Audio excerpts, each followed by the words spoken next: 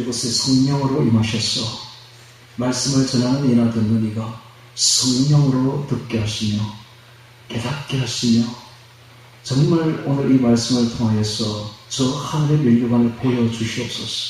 그래야 우리가 저 하늘의 면류관을 향해서 그 표대를 향하여 달려가는 저희들 되게 하옵소서.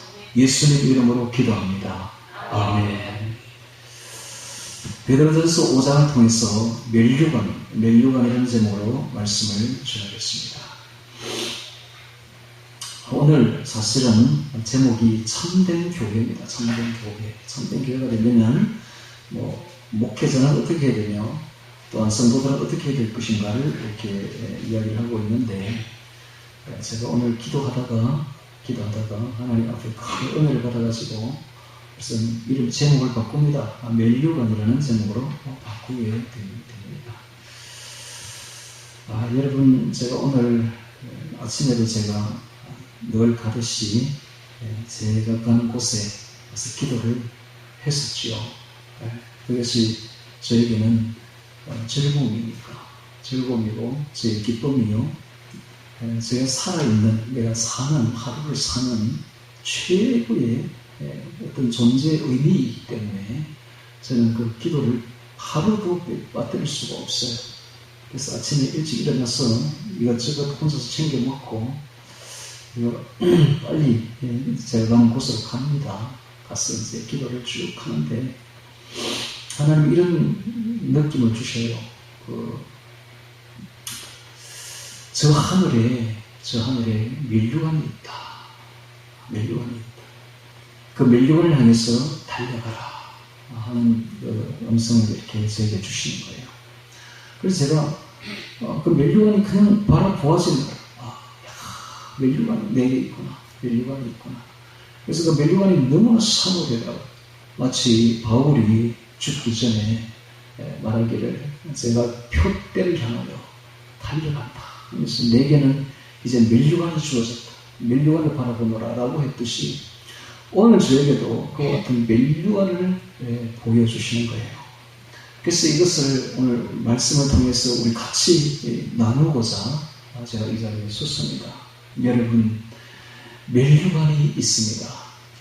믿음이 있는 자는 하나님이 살아계신 것과 또한 자기를 찾는 자들에게 면류관을 주시는 분임을, 선 주시는 분임을 믿으며 할지니라 라고 말씀하셨듯이 오늘 우리가 신앙생활을 왜 합니까? 신앙생활을 하는 이유는 저 하늘에 면류관이 있기 때문에 하는 거예요. 그래서 하루들 헛되이 보내서는 안 됩니다. 여러분, 우리에게 주어진 이 하루는 금쪽 같은 시간. 그래서 하루도 그냥 보내지 마시기 바랍니다.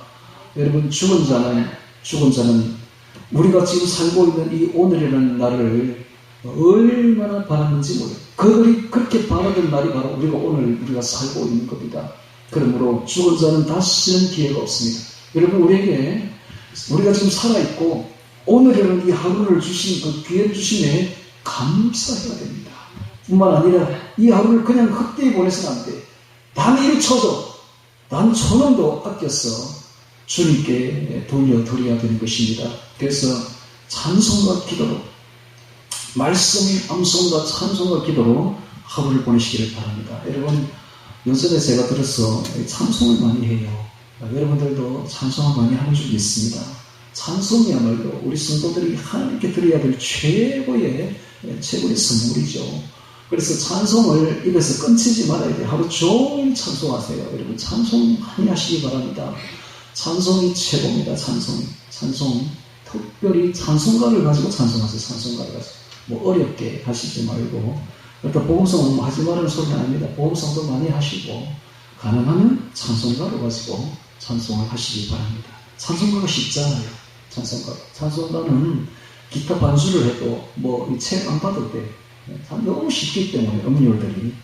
근데 복음성은 되게 어려워가지고 기타 반주하기도 어렵고 부르기도 어렵고 그래요.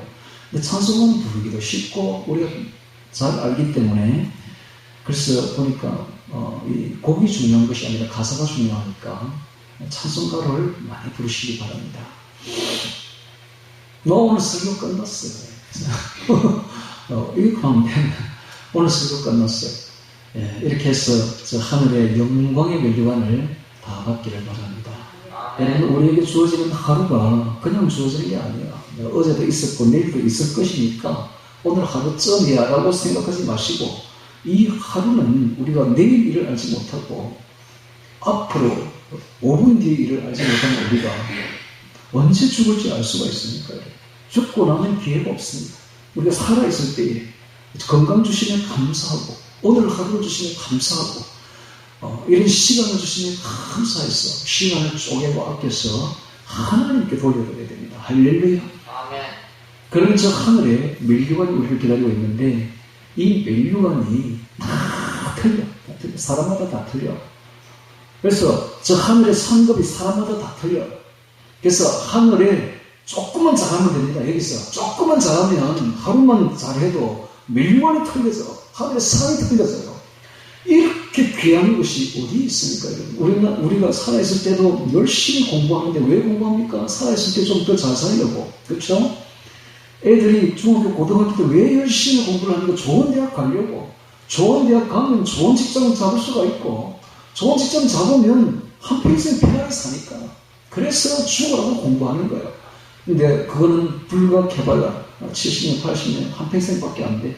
그런데 우리가 여기서 조금만 잘하면 영원한 레벨이 달라지고 영원한 세월이 달라집니다. 하루만 잘합시다. 할렐루야. 오늘 우리가 주어진 이 하루를 하나님께 금쪽같이 바치면 얼마나 우리가 달라지는데, 하늘의 영광을, 하늘의 멸류관을 바라보기를 바랍니다. 제 이야기 좀 하죠. 여기서 제 이야기 좀 안 할 수가 없네요. 제가 중학교 1학년 때 공부를 전교에서 그래도 한 20등 정도 안에 들어갔을 거예요. 잘했어요. 네. 나름대로 좀 잘했다. 뭐 영어도 잘했고, 영어도 보면 반에서 1, 2등 이렇게 다투기도 하고 막. 잘했어요. 그랬는데 2학년 때 딱 들어와가지고 내 2학년만 되면 징크스가 있는 모양이에요. 1학년 때는 잘하는데, 중학교 1학년 때는 잘하는데 2학년 때만 딱 되니까 얼마나 공부를 안 하고 뭐 다른 장난을 치고 애들하고 이렇게 놀았든지 행편이 없어졌고 있어. 성적 행편이 없어졌어. 3학년 딱 올라가니까 담임선생님이 부르는 거예요. 이 담임선생님이 서울대에 나온 선생님이에요. 총각인데 이제 우리 학교에 와가지고 1, 2년 정도 봉사하려고 왔어요. 그래서 저 차례가 됐어요. 착착 부르는데 한 명씩 부르는 거야. 맨날 불러가 상담을 하는데 제 차례가 되는 거예요. 제가 선생님 하면 또 주눅이 많이 들잖아요. 선생님한테 딱 갔더니 딱 보더니 성적을 딱 1학년 때부터 쫙 펼쳐보더니 한 1000마디가, 야 이 새끼야, 니 1학년 때 공부 잘했네. 왜 2학년 때 농띵이셨어? 이러는 거예요. 딱 이 말만 했어요. 제가 충격을 받았어요. 그리고는 나와가지고 그때부터 공부를 시작하는데, 이 쉬는 시간 있잖아요. 공부 이게 1시간 수업 끝나면 쉬는 시간 10분이 딱 주어지잖아요. 10분에도 안 쉬는 거야. 다른 애들은 다 골마로 나가가지고 떠들고 장난치고 놀고 하는데, 중학교 3학년짜리가 딱 그때는 결심을 했는지 딱 앉아가지고 10분 중에도 많이 공부하는 거야. 밤에 잠도 제대로 잘 안 자요. 그러면 밤 자는 등 많은 데가 일어나가 계속 공부하는 거예요. 공부하는 거예요. 뭘 공부하느냐면 세계사. 세계사 4문제밖에 안 나오는데 그거 얼마나 복잡해요. 그걸 다 외우고 있는 거예요. 세계사를. 세계사만 추가하고 공부하고 있는 거예요. 누가 좀 지도를 했더라면 아마 잘했을 건데 지도하는 사람이 없었어요. 그 세계사를 공부하지 말고 4문제밖에 안 나온다. 영어하고 수학을 해라. 이렇게 했으면 얼마나 잘했겠어요. 그거는 세계사만 파고 있는 거예요. 그러니 아무리 너만 볼 때는 공부 엄청나게 하고 있는데 성적은 안 오르는 거예요. 그래 우리 담임선생님 보더니 저는 공부는 열심히 하는데, 누구보다 열심히 하는데 성적은 왜 이리 안 오르냐 이러더라고요. 얼마나 공부를 열심히 했든지 나중에 머리가 아파요. 머리가 지끈지끈 아파. 하여튼 쉬는 시간이 없어요. 저는 단 1초도 아까워. 1초도 아까워가지고 중학교 3학년짜리가 새벽에 일어나가지고 공부하고 저녁 늦게까지 공부, 어떤 때는 학교에 잡니다. 그냥 그 추운데 학교에 자면서 덜덜덜 떨어가면서 밤새도록 공부하다가 집에 이렇게 자전거 타고 오면 우리 친구, 저보다 공부 잘하는 친구가 밭에 논에 지금 행님하고 소그 그름내로 가더라고요.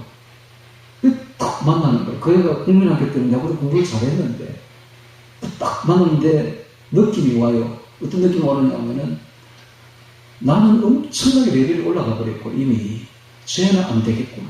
쟤는 사회에서 딱 나오겠구나 하는 느낌이 딱 들더라고요. 근데 그 느낌 그대로 완전히 이제 고등학교 때부터 달라지는 거죠. 고등학교를 완전히 다른 데로 가니까. 그래가지고 고등학교 이제 중학교 3학년 거의 마칠 때쯤 돼서 공부 잘하는 애를 몇 명을 뽑아가지고 마고 또 진고로 이렇게 시험을 치게 보냈는데 제가 마고 가겠다고 하니까 쌤이 이러더라고요. 너는 네 성적으로는 절대 마고 못 간다. 그러나 네가 너무 열심히 공부를 했기 때문에 내가 써준다. 그래서 써주더라고요. 그래서 마고에 2명이 이제 그래서 몇백 명들 중에서 2명이 차출돼가 저하고 갔죠. 근데 둘 다 떨어졌어. 둘 다 떨어졌는데 한 애는 내보다 같이 간 그 애는 한 해 재수를 했어요. 재수를 했는데 열심히 해가지고 다음에 마고 됐어요. 돼가지고 지금은 동국대학교 의과대학 교수입니다. 마취과 교수가 돼 있어요. 근데 저는 마고에 떨어져가지고 한 해를 재수를 하면 틀림없이 저를 고등학교를 안 보내줄 것 같아서 저는 바로 진주에 있는 2차에 있는 대학고등학교를 시험을 쳤죠. 그래서 이제 대고가 이제 그 당시 마고 진고 빼는 대고거든요. 다 떨어진 애들 그리고 거리 가니까. 그래서 대고에 들어갔어요. 대고에 들어가서 처음 시험을 딱 쳤는데 3월 달에 첫 시험을 딱 쳤는데 600명, 총 600명 중에 250몇 등 딱 했어요. 250, 600명 기억이 나요. 됐더라고요. 전국에 그 큰 대사가 다 붙어. 그 학교 희한해.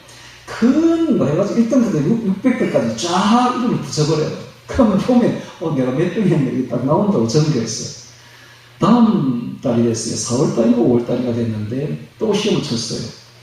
근데 우리 선생님이 들어오더니 상기된 얼굴에 들어오더니 우리 반에서 특수반 애들보다 더 잘하는 공부를 잘하는 애가 방금 나타났다는 거예요. 그러면서 깜짝 놀래가지고 아주 상기가 되어 있더라고요. 그래 누구냐고 그랬더니 이 정신화라는 애인데 이 애가 지금 전교 6등을 했다고. 다음 달에. 그래 가보니 과연 6등이 전교 6등이에요. 그래가지고 그때부터는 이제 반에 1등을 놓치지는 않고 출근하다가 결국 2학년 때부터는 특수반에 이제 들어가게 됐는데요. 그래 뭐 잘했으면 아마 서울대도 갔을 때 틀림없이 갔을 거고 이 나라에 큰 동향이 됐을 게 분명한데 또 2학년만 되면 또 징크스를 했어. 또 공부 안 해. 공부 안 해가지고 개똥 철학한다고 하다가 지금은 이제 목사가 됐습니다만은 온갖 종교를 다 돌아다니다가 제가 무슨 말을 하느냐 하면 여러분 제가 공부를 할 때 그 어린 나이에 중학교 3학년이면 얼마나 어립니까? 얼마나 지독하게 공부를 했든지 공부밖에 몰라. 1초가 아까워. 1초가 왜 그래 아까운지 몰라. 와 1초가 아깝더라고요. 그래가지고 다른 애들 밖에 나가서 뛰어놀 때 난 공부하고 있었다니까.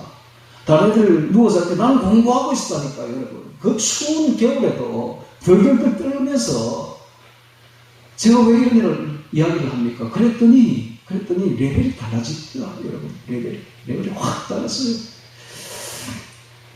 자 오늘 우리가 마찬가지입니다. 우리가 하루를 지금 하나님 주어진 이 하루를 절대로 그냥 보내지 마세요. 귀합니다. 이거 귀합니다. 대단히 귀합니다. 이 하루를 단 1초를 정말로 금쪽같이 여기고 하나님을 위해서 쓰십시오. 할렐루야. 찬송을 해도 좋고 기도를 해도 좋고 말씀 암송을 해도 좋습니다. 묵상을 해도 좋고 주님과 동행하기를 바랍니다. 주님께서 함께 하시면 주님과 동행하시면 하늘의 영광이 멸망이 우리를 위해서 주어집니다. 할렐루야. 오늘 이 말씀을 하려고 여기 있었습니다. 그러므로 오늘 우리에게 주어진 단 하루도 금쪽같이 여기고 절대로 그냥 보내지 마시기 바랍니다. 주님을 위해 쓰시기 바랍니다. 그러면 하늘의 레벨이 달라져 버립니다. 오늘 하루 우리가 잘해버리면 하나님을 위해 써버리면 하늘의 상급이 달라지고 멜류관이 달라지고 레벨이 달라집니다. 영원한 레벨이 달라집니다. 애들도 그럴지인데 우리가 조금만 잘하면 어떻게 했습니까? 여러분? 완전히 달라집니다. 또 하나 예를 들어볼까요?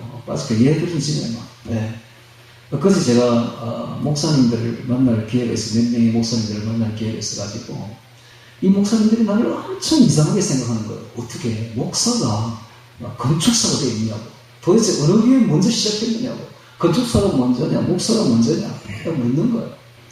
그럼 내가 말을 잘 안 하는데 어디 가면 하도 물어서서 그래서 이제 제가 이야기를 하게 됐죠. 제가 본래는 불신자였습니다. 28살에 제가 극적으로 은혜를 받아가지고 예수를 믿게 되고 하니까 그 이야기를 해달라는 거예요. 극적으로 믿은 그 이야기를. 그래가지고 이야기를 쭉 했죠. 쭉 하니까 은혜를 엄청 받는 거예요. 그럴 수밖에. 성령의 집시 같은 불덩어리를 받았다는 둥 하니까 자기도 느껴보지 못한 이야기를 하니까 깜짝 놀라는 거죠. 하나님의 음성을 직접 들었다는 둥 이런 말을 하니까 놀라는 거예요. 근데 더 놀란 것은 최근에는 제가 마태복음을 1장부터 28장까지 매일 외웁니다. 깜짝 놀라요. 목사들이 깜짝 놀라요. 뿐만 아니라 한 장 한 장 예배를 드릴 때에 오늘 할 본문을 다 외웁니다 했더니 다 외우고 있습니다 그랬더니 이 깜짝 놀라는 거야. 와, 여러분 제가 왜 이런 말을 하겠습니까? 목사도 같은 목사가 아니라 목사도 같은 목사. 깜짝 놀라 목사니까 와 이럴 수가 있나. 깜짝 놀라는 거야. 무슨 말을 하고 싶은가 하면 하늘의 멸류관이 달라집니다. 할렐루야. 우리가 어떻게 우리가 하루하루를 생활하느냐에 따라서 주님을 향해서 얼마나 내 자신을 바치느냐에 따라서 저 하늘의 상급이 달라지고 멸류관이 달라진다. 그래서 하늘의 멸류관을 향해서 달려갑시다. 할렐루야. 우리에게 주신 멸류관이 있습니다, 여러분. 아이고, 목사님, 저는 머리가 나빠가지고 이 암송이 잘 안 됩니다. 예, 좋습니다. 암송 안 해도 좋습니다. 찬송하세요, 찬송하세요. 주님께 얼마나 찬송이 재밌습니까? 주님을 향하여 주님을 생각하며 정말 우리 선진들이 주님을 사랑해서 불렀던 그 찬송들 내 찬송이라 생각하고 찬송을 불러드리면 하늘의 멸류관이 달라집니다. 할렐루야. 집에는 이제 어떤 매일같이 찬송 소리 울려 퍼지게 하세요. 찬송 소리. 찬송하면 또 기도가 됩니다. 여러분. 기도가 되면 또 기도하시고 찬송과 기도와 말씀 암송으로 우리 주님을 기쁘시게 해드립시다. 그래서 저 멸류관을 향해 달려가는 우리가 되기를 바랍니다. 자, 5장 1절부터 같이 보면서 멸류관 이런 제목으로 말씀을 보도록 하겠습니다. 자, 1절 봅니다. 너희 중 장로들에게 권하노니 나는 함께 장로된 자요 그리스도의 고난의 증인이요 나타날 영광의 참여할 자라. 자, 베드로가 자기가 장로라고 말하고 있습니다. 장로. 자, 여기서 말하는 이 장로가 도대체 무슨 뜻일까요? 이 장로는 역사가 아주 오래됐습니다. 모세 시대부터 시작하죠.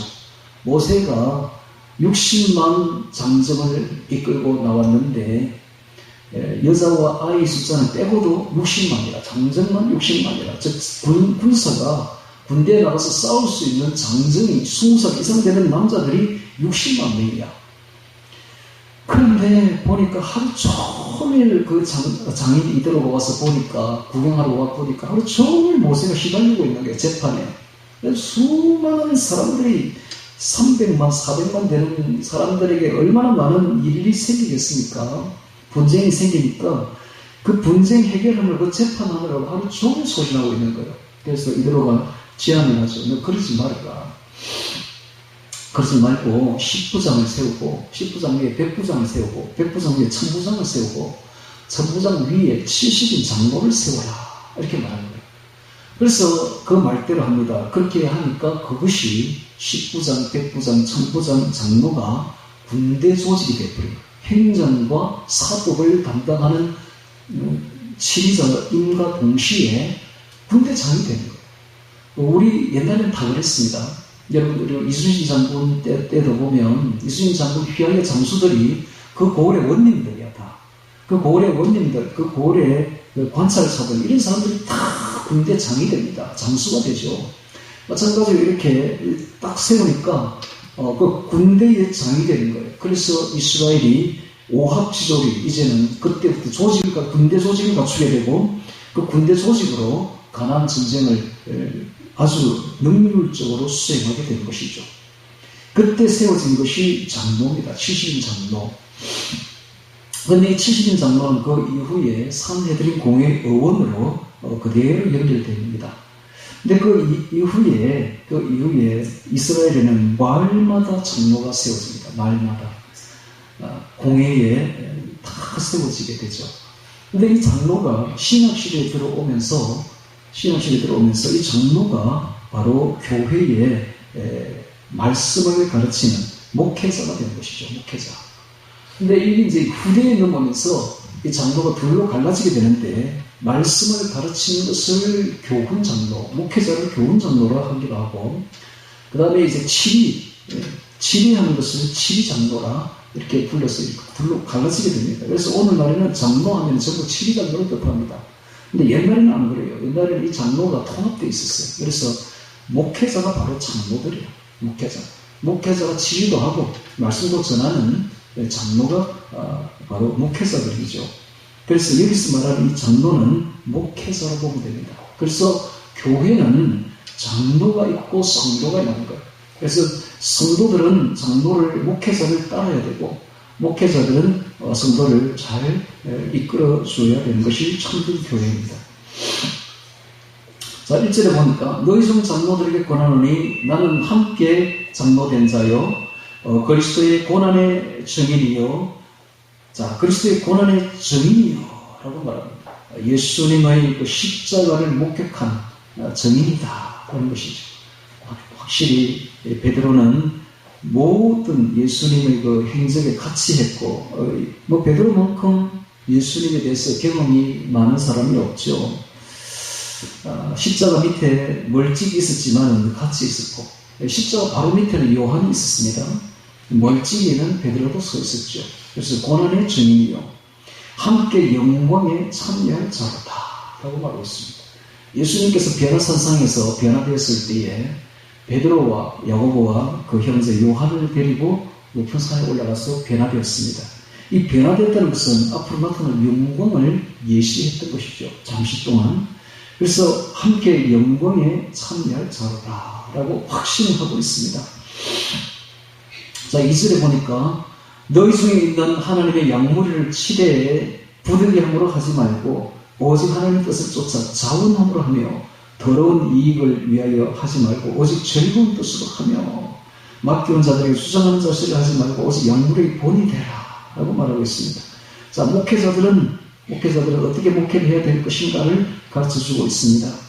부득이함으로 하지 말고 억지로 하지 말고, 목회를 억지로 하려고 하지 말고, 억지로 할 거면 차라리 하지 말아야 됩니다. 여러분, 이 단상에 오기 싫어가지고 올라오기 싫어가지고 억지로 올라올 것 같으면 차라리 올라오지 마세요. 여러분, 올라오지 말아요. 그런 목회자는 올라오면 안 됩니다. 이 단상에. 이 단상에는 반드시 성령으로 충만해가 올라와야 됩니다. 성령으로 말씀을 전해야 되지 자기 말을 전하면 큰일 납니다. 근데 보통 요즘에, 옛날에는 이제 우리나라 목회자들이 대부분 다 성령에 충만한 사람들이에요. 성령에 충만하니까 교회가 부흥되고 큰 교회를 이루고 이렇게 했습니다. 근데 이분들이 이제 나이가 많아가지고 은퇴를 지금은 거의 다 하는 시기죠. 다 했고.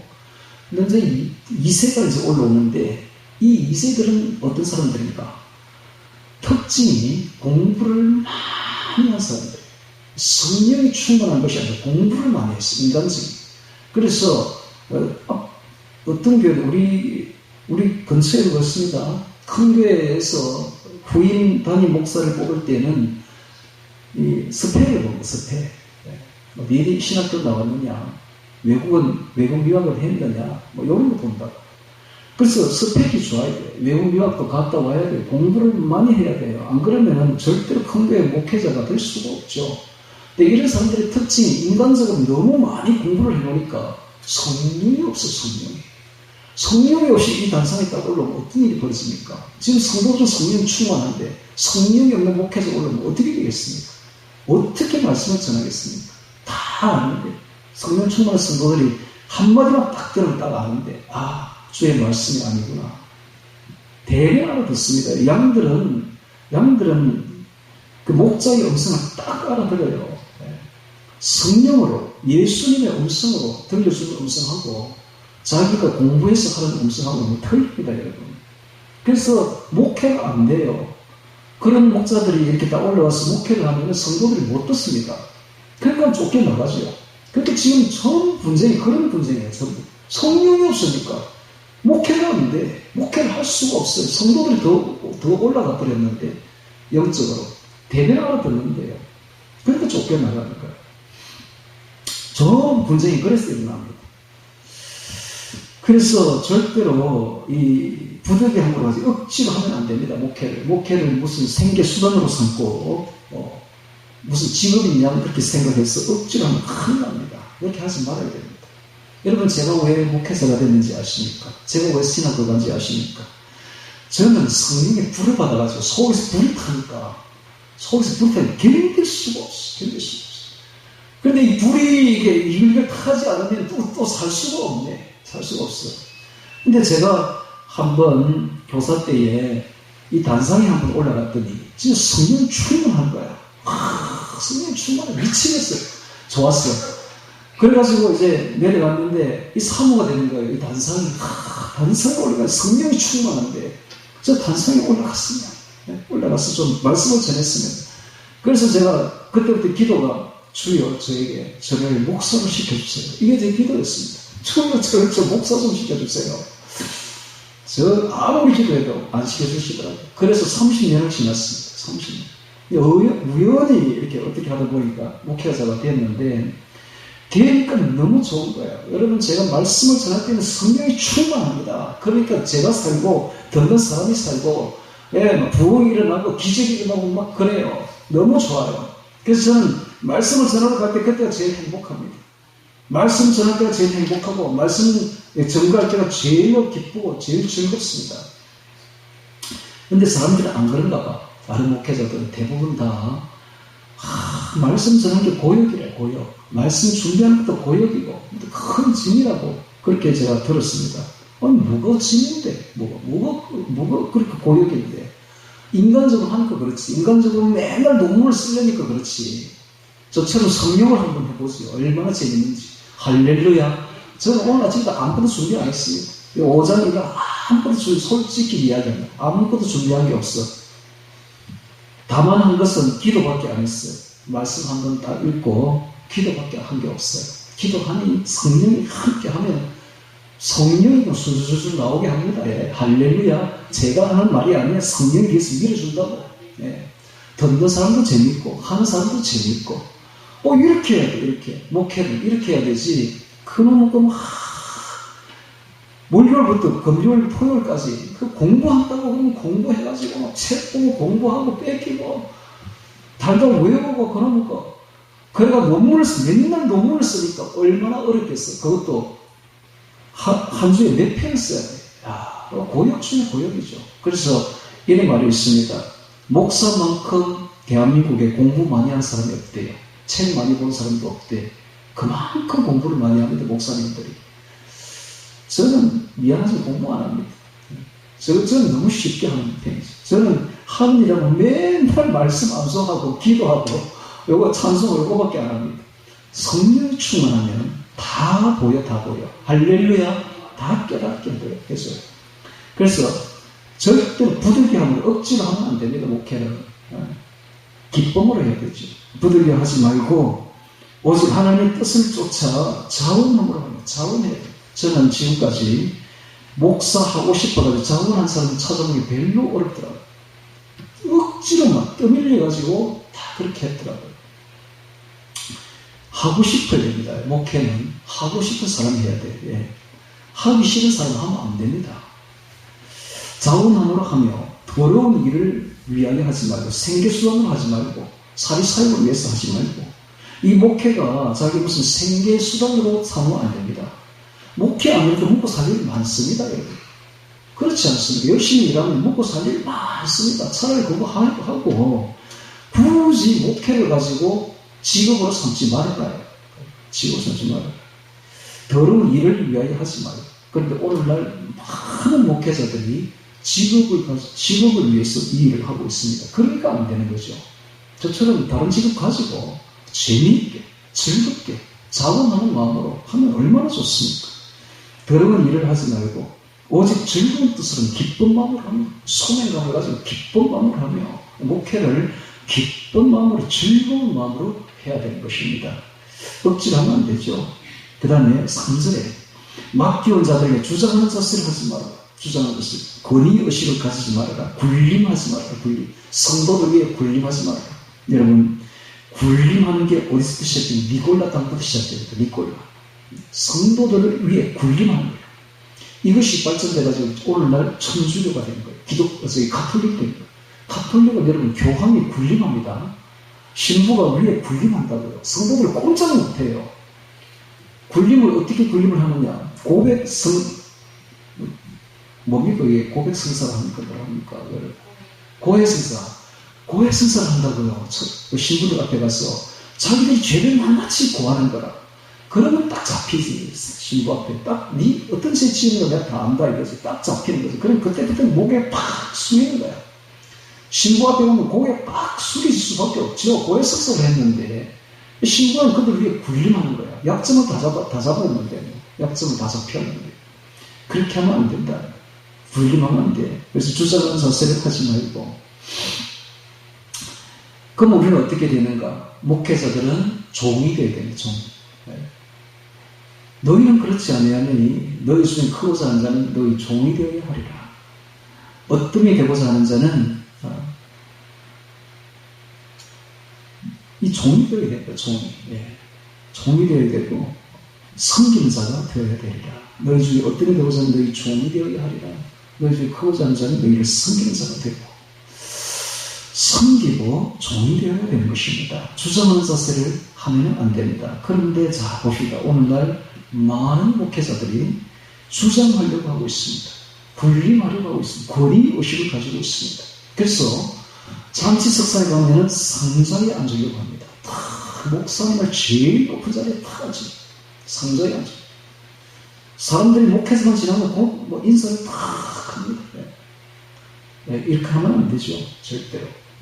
그래서 주장하는 자세를 하지 말고 오히려 섬기는 자, 종이 되어야 된다. 그 다음에 오직 양무리의 본이 되라 라고 합니다. 본이 되라. 희생과 섬김에 모범된 삶을 살아야 된다. 양무리의 본이 되라 라고 말합니다. 바울도 말했습니다. 너희는 나를 본받는 자 되라. 내가 그리스도를 본받는 것 같이 너희는 나를 본받는 자가 되라. 바울이 그렇게 말을 했습니다. 양무리의 본이 되는 것이죠. 바울이. 오늘 목회자들도 그와 같이 되어야 됩니다. 양무리의 본이 되라. 그리하면 목자 장이 되신 주님께서 나타나실 때에는 재림할 때입니다. 재림하실 때에 시들지 아니하는 영광의 면류관을 얻으리라. 오늘의 주제문이죠. 그리하면 시들지 아니하는 영광의 면류관. 저 면류관을 얻으려면 우리가 이 땅에서는 낮은 자가 되어야 됩니다. 섬기는 자가 되어야 되고 종이 되어야 되는 것입니다. 그럴 때에 저 하늘의 영광의 면류관이 우리에게 주어지는 것입니다. 이 땅에서 군림하면 절대로 면류관은 없습니다. 이미 땅에서 면류관 다 받아버렸습니다. 그러므로 이 땅에서는 어찌하든지 어린아이같이 자기를 낮추고 겸손히 섬기고 종이 될 때에 저 하늘의 영광의 면류관이 우리에게 주어지는 것입니다. 아까도 제가 이야기했지만 우리에게는 저 하늘의 면류관이 있습니다. 그러므로 오늘 이 예배를 통해서 저 하늘의 면류관을 바라보기를 바랍니다. 바울은 자기가 죽기 전에 하늘의 면류관을 봤습니다. 하늘의 면류관을 본 거예요. 오늘 우리들도 저 하늘의 면류관을 봐야 됩니다. 우리의 생명이 언제 끝날지 모릅니다. 내일이 끝날지 모레 끝날지 사실 알 수 없는 거예요. 내일 일을 우리가 알지 못하는 거예요. 오늘밖에 없는 겁니다. 오늘 주어진 이 기회를 감사하게 생각하고 저 하늘의 면류관을 바라보며 정말 다른박질하는 표대를 향하여 다른박질하는 우리가 되기를 바랍니다.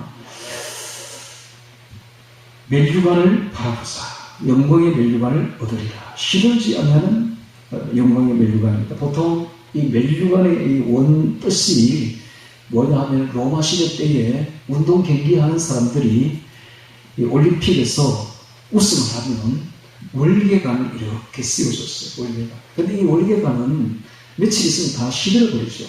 그래서 시들지 아니하는 면류관입니다.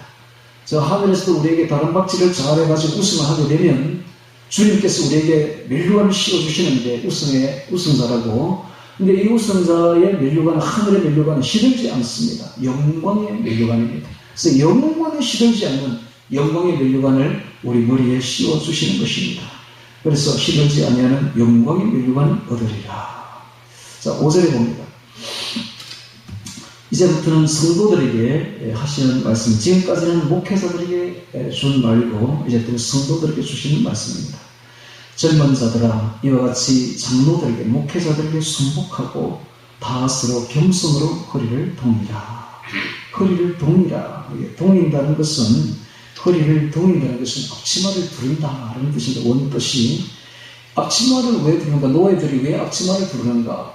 바로 주인의 발을 씻길 때 둘렀습니다. 예수님이 그렇게 하시죠. 예수님이 앞치마를 두르시고 제자들의 발을 씻겼듯이. 그러니까는 겸손으로 서로의 발을 씻겨주라 라는 뜻입니다. 허리를 동이라. 자, 이 말을 할 때에 베드로는 틀림없이 예수님이 자신의 발을 씻긴 것을 기억하면서 이 말을 했을 것입니다. 예수님조차도 이렇게 앞치마를 두르시고 제자들이 발을 씻겨주셨는데 우리 모두 다 다른 사람의 발을 씻겨주는 심정으로 살아야 된다는 것입니다. 하나님이 교만한 자를 대적하시되 겸손한 자들에게는 은혜를 주시느니라. 발을 씻겨주는 것 자체가 교만한 행위가 아니고 아주 겸손합니다. 그래서 하나님은 어떤 분인가? 교만한 자를 대적하십니다. 교만은 바로 마귀의 성품이죠. 마귀가 바로 교만합니다. 겸손은 바로 예수님의 성품입니다. 예수님이 바로 겸손한 분이십니다. 그래서 오늘 우리는 교만하면 마귀의 종이 된다는 걸 알아야 되고, 겸손하면 예수님의 종이라는 것을 깨달아야 됩니다. 그래서 하나님이 교만한 자를 대적하시되 겸손한 자들에게는 은혜를 주시느니라. 우리는 어찌하든지 어린아이처럼 겸손해야 됩니다. 제자들이 묻습니다. 천국에서는 누가 크니까? 예수님이 말씀하십니다. 내가 진실로 너희에게 이르노니 너희가 돌이켜 이 어린아이들과 같이 되지 않으면 결단코 천국에 들어가지 못하리라. 그러므로 누구든지 이 어린아이와 같이 자기를 낮추는 거리가 천국에서는 큰 자입니다 라고 말했습니다. 오늘 우리가 어린아이와 같이 자신을 낮춰야 됩니다. 겸손해야 됩니다. 그럴 때에 저 하늘에서 높아지는 것입니다. 자, 6절에 그러므로 하나님이 명하신 손 안에서 겸손하라. 그리하면 너희를 높이시리라. 우리가 겸손하면 이 참 역설적이지요. 하나님은 우리를 도리어 높여주십니다. 반대로 우리가 교만해지면 하나님은 우리를 낮춰버립니다. 자, 7절에 너희 염려를 다 주께 맡겨버리라. 저가 너희를 권고하시느니라.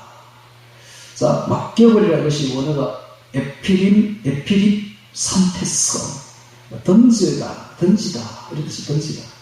이 염려를 주님께 던져버려라. 네가 가지고 있지 말고 그 염려 가지고 있으면 큰일 나니까 염려를 주님께 던져버리라. 이는 저가 예수님이 너희를 권고는 멜레입니다. 권고하십니다. 멜레이는 뜻이 엄마가 아기를 돌보다라는 뜻입니다. 엄마가 아기를 이렇게 안고 돌보듯이 우리를 돌보아 주실 것이니까 염려하지 말고 그 염려 니 혼자 끙끙대지 말고 그것을 주께 던져버리라 이런 뜻입니다. 이거 굉장한 말씀입니다. 이거 굉장히 대부분 다 염려를 혼자서 끙끙대고 있습니다. 그 염려를 혼자서 끙끙댄다고 그것이 해결되지도 않는데, 해결되지도 않고 또 일어날 일도 아닌데 크게 미래 일을 너무 걱정을 해가지고 혼자서 끙끙대고 있는 거예요. 그것을 다 주께 던져버리라고 말하고 있습니다. 그러면 주께서 어린아이를 돌보듯이 엄마가 그렇게 너희를 돌봐주실 것이다 라고 말씀하십니다. 얼마나 귀한 말씀입니까? 여러분, 염려 이거 무섭습니다. 염려 이게 너무 많이 하면 스트레스를 받게 되고 몸이 병이 납니다. 주로 암이 걸리죠. 염려를 계속 지속적으로 하게 되면 암이 바로 걸려버립니다. 이 암의 죽음이 바로 스트레스입니다. 염려입니다. 그래서 염려를 너무 하고 너무 스트레스를 받게 되면 대부분 다 나이 들어서 암에 걸리죠. 그래서 나이 든 사람일수록 염려하면 안 됩니다. 다 주께 던져버려야 됩니다.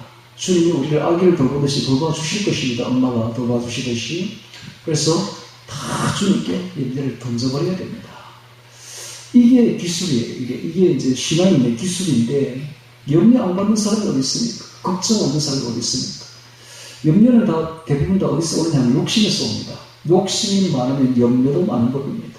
그래서 욕심부터 내려놓아야 돼요. 욕심을 다 내려놓아버리면 염려도 없습니다, 여러분. 욕심을 다 내려놓고 염려를 다 내려놓아버리고 하루하루 살는데도 내일은 걱정하지 말고, 까마귀가 먹여주는 엘리야에게 까마귀가 물을 오듯이 하나님이 다 물어주실 것이니까, 엄마가 아기를 돌봐주실 것이니까 내일 일은 걱정하지 말고 오늘 하루 먹을 것이 있고 입을 것이 있으면 족한 줄 알고 감사하며 살면 됩니다. 할렐루야. 그러면 염려 없습니다. 나그네처럼 살아야 됩니다. 나그네처럼, 행인처럼 그렇게 이 지상을 살아가면 됩니다. 아무것도 가지려고 하지 말고 너희 염려를 다 주께 맡겨버리라. 이는 제가 너희를 권고하십니다. 제가 제일 좋아하는 곳이 산인데 그 산에 이렇게 산길을 걷고 있으면 어떤 느낌이 드느냐면 제가 행인 같고 나그네 같아. 세상의 모든 걸 다 버린 세상의 그 하직한, 거기는 세상이 보이지 않습니다. 세상 소리도 들리지 않습니다. 저 하늘나라에 그냥 둥둥 떠가는 것 같아. 제가 가는 그곳이요, 오는 길이 거의 모르게 돼 있고 들어오는 입구가 다 모르게 돼 있고, 그 다음 저쪽에서 오는 길도 거의 막혀있기 때문에 이게 중간 그 정상부부터는 아무도 없습니다. 밑에는 좀 내려온 사람들이 개를 끌고 오고 막 이렇게 시끄럽기도 한데, 일단 정상부 딱 올라가면 그 사람이 정상까지 올라오지 않기 때문에 아무도 없어요. 그러니까 거기는 세상과 떠나는 곳이야. 아무도 없어. 들리는 거라고는 오직 산새 소리밖에 안 들립니다. 물소리, 오늘은 물이 많이 흘러내리더라고요. 물소리, 산새 소리, 바람 소리, 이거밖에 없는데, 그러니까 세상과 완전히 떠난 거죠. 그 길을 걷고 있노라면 제가 이 세상 사람이 아니라 저 천국을 향해 걸어가는 행인 같고 나그네 같은 순례자 같은 느낌이 듭니다. 여러분, 그런 사람들이 아무것도 가진 게 없잖아요. 다 버렸잖아요, 세상을. 오늘 우리가 세상의 것을 다 버리고, 염려도 다 버리고, 욕심도 다 버리고, 천국길을 걷기를 바랍니다. 너희 염려를 다 주께 맡겨버리라. 이는 저가 너희를 권고하시니라. 8절에 근심하라 깨어라. 너희 내성마귀가 우는 사자같이 두루다니며 산길자를 찾나니. 자, 마귀가 우는 사자같이 두루다니면서 산길자를 찾고 있습니다. 여러분, 사자들이 어떤 그 무리를 중에서 한 마리를 먹을 때 어떤 것을 먹습니까? 자세히 보면 그 대열에서 이탈한 자를 먹습니다. 그렇지 않습니까? 대열의 뒤를 막 쫓아다니다가 대열에서 이탈한 그 동물이 보이면 딱 잡아먹는다고요. 똑같습니다. 지금 마귀가 우는 사자같이 두루다니면서 산길자를 찾고 있는데 어떤 자를 삼키느냐? 이 대열에서, 신앙의 대열에서 이탈한 자를 다 잡아먹습니다. 대열에서 이탈하면 안 돼요, 절대로. 보통 이 대열에서 이탈한 자들이 어떤 자들인가 하면 이 정욕에 사로잡힌 자들입니다. 정욕에. 세상 정욕. 세상에서는 정욕의 물을 품고 있습니다. 뱀이 물을 확 품고 있는데 떠내려가게, 성도들이 떠내려가게, 계시록 12장 5절에 나오죠. 뱀이 물을 막 쏟아내가지고 이 사람들을 떠내려가게 하는데 이 정욕의 물입니다. 정욕의 물. 그래서 예수님은 말씀하시기를 이 악하고 엄난한 세대여라고 말합니다. 악하고 엄난한 세대. 이 세대의 특징이 엄난입니다. 엄난한 정욕의 물을 가지고 막 쏟아내는데 이 우리의 영혼과 대적하여 싸우는 것이 바로 엄난입니다. 정욕입니다. 그래서 너희 영혼과 싸우는 정욕을 멀리하라 라고 되어 있잖아요. 이 정욕에 눈멀게 되면 영혼은 온전한 게 없습니다. 영혼의 사람이 아니라 육의 사람이 되어버리는 것이죠.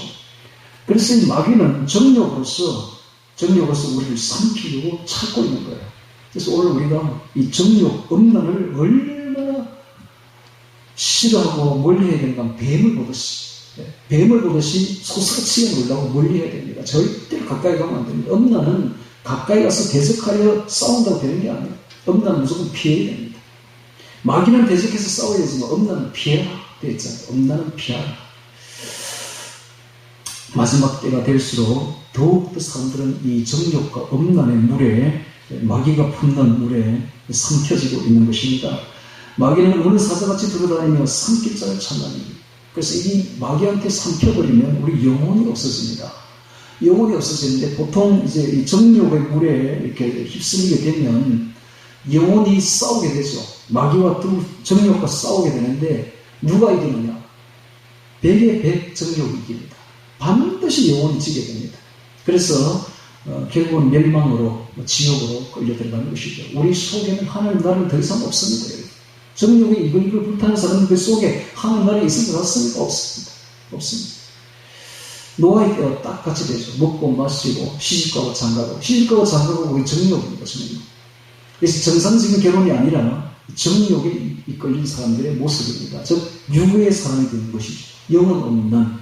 이렇게 되면 마귀에게 잡히는 것이죠. 그럼 어떻게 해야 됩니까? 우리가 이 사실을 안다면 의지를 가지고 탈출해야 됩니다. 빠져나와야 됩니다. 가까이 가지 말아야 됩니다. 도망가야 됩니다. 세상 문화를 통해서 이 마귀가 내뿜는 그 물에 삼켜지지 않도록 주의해야 되는 것입니다. 자, 9절에 너희는 믿음을 굳게 하여, 자, 마귀와 싸울 수 이길 수 있는 것이 바로 믿음입니다. 믿음을 굳게 하여 저를 대적하라. 이런 세상에 있는 너희 형제들도 동일한 고난을 당하는 줄을 알면되라. 모두가 이런 전쟁에 다 당하고 있습니다. 모든 은혜의 하나님과 그리스도 안에서 너희를 부르사 자기의 영원한 영광에 들어가게 하신 이가 잠깐 고난을 받는 너희를 친히 온전케 하시며 굳게 하시며 강하게 하시며 털을 견고케 하시리라. 권력이 세세 뭉토록 그에게 있을지어다. 자, 12절부터 이제 끝 인사로 마무리를 시킵니다. 12절. 내가 신실한 형제라 하는 실루안으로, 실루안은 신라입니다. 신라. 실루안으로 말미암아 너에게 간단히 써서 권하고, 본서신은 신랑에 의해서 대필된 것입니다. 근데 여기서 베드로가 간단히 써서 권하고 라고 말하고 있습니다.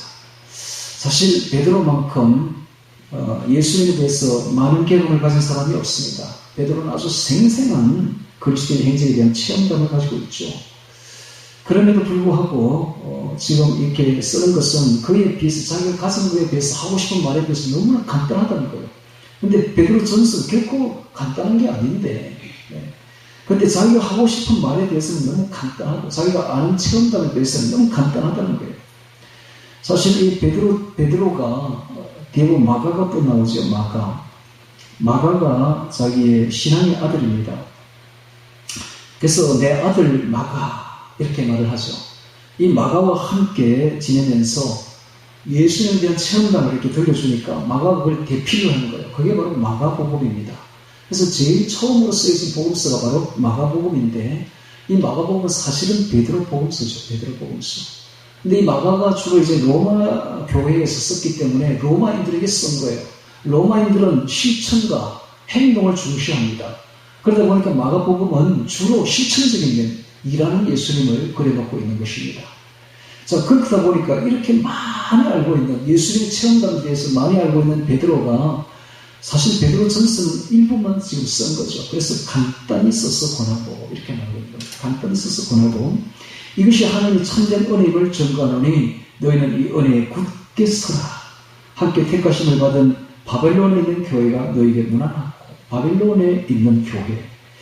당시에 로마를 바벨론이라고 불렀습니다. 왜냐하면 바벨론은 세계 최초로 세계 패권을 지닌 제국이었기 때문에 로마가 딱 그렇거든요. 로마가 세계 패권을 지닌 당시에 대제국이었기 때문에, 그래서 바벨론이라고 로마를 불렀습니다. 그래서 로마에 있는 교회가, 이 말을 바꾸어 말해서 바벨론에 있는 교회가 이렇게 말하고 있습니다. 그런데 이 바벨론, 세계 패권을 지닌 이 바벨론은 오늘날 NW 세력으로 대체되고 있습니다. 이 NW, New World Order라고 하는 이 NWO 세력들은 앞으로 적 그리스도를 중심해서 전 세계를 장악하려고 하고 있습니다. 그래서 세계 종교를 통합하고, 세계 경제를 통합하고, 세계 정치를 통합해서 지금 세계 대통령, 적 그리스도를 세우려고 하고 있는 것이죠. 바로 이것이 옛날 바벨론부터 시작된, 근데 이 바벨론이 나중에 다른 성경에 보면 장망성이라고 되어 있습니다. 장망성. 장차 망할 성이죠. 장차 망할 성. 이 세상은 장차 망할 성입니다. 우리는 이 장망성, 세상 도성에 있지 말고 여기서 탈출해서 영원한 도성에 있는 천성으로 향해 가야 되는 것입니다. 할렐루야. 함께 택하심을 입은 바벨론에 있는 교회가 너에게 문안하고 내 아들 마가도 그리하느니라. 너희는 사랑의 입맞춤으로 피차 문안하라. 사랑의 입맞춤. 네, 베드로가 많은 사랑을 입었음을 알 수가 있습니다. 그래서 너희는 사랑의 입맞춤으로 피차 문안하라. 그리스도 안에 있는 너희 모든 이에게 평강이 있을지어다 하고 축도함으로써 끝을 맺고 있습니다. 평강이, 은혜와 평강이 있을지어다. 자, 오늘 우리는 베드로전서 5장을 보면서 교회의 목회자와 그리고 교회 성도들에게 주시는 음성을 들었습니다. 하나님의 음성을 들었습니다. 목회자들은 억지로 목회하지 말고 주장하는 자세로 하지 말고 양무리에 겸손으로 본을 구해라 라고 말하고 있습니다. 또한 성도들은 이 목회자들에게 순복하고 다 겸손으로 서로 허리를 동여서 서로를 섬겨주라 라고 말하고 있습니다. 그리고 교만하지 말고 겸손하고 염려를 특히 다 주께 맡겨버려라 라고 말하고 있습니다. 그리고 우는 사자처럼 마귀가 두루다니면서 산길자를 찾으니까 너희는 믿음을 굳게 하여 저를 대적하라 라고 권고해 주고 있습니다. 자, 오늘 이 말씀을 들으면서 우리는 특히 4절에 있는 목자장이 예수님께서 나타나실 때에 시들지 않으면 영광의 면류관을 얻으리라는 이 말씀을 굳게 들여잡고 우리가 열심히 신앙생활을 하면 하루하루 금쪽같이 시간을 아끼고 주어진 하루를 감사하며 귀하게 여겨서 주님을 위해 바치면 저 하늘의 면류관이 우리를 향해서 주어지는데 우리가 여기서 어떻게 하느냐에 따라서 저 하늘의 면류관이 달라지고 오늘 하루를 어떻게 주님을 향해서 보내냐에 따라서 저 하늘의 상급이 완전히 달라져 버립니다. 그것도 영원히 달라져 버립니다. 위치가 달라집니다. 그러니까 얼마나 중요합니까? 오늘 우리가 주신 이 하루라는 시간이 얼마나 중요한지 모릅니다. 주님을 향해서 열심히 주님과 동행하며 달려가는 그래서 저 하늘의 상급을 얻는 영광의 면류관을 얻는 우리 모두가 되기를 주의 이름으로 축원합니다. 다 같이 오늘 말씀 기억하며 기도드리겠습니다.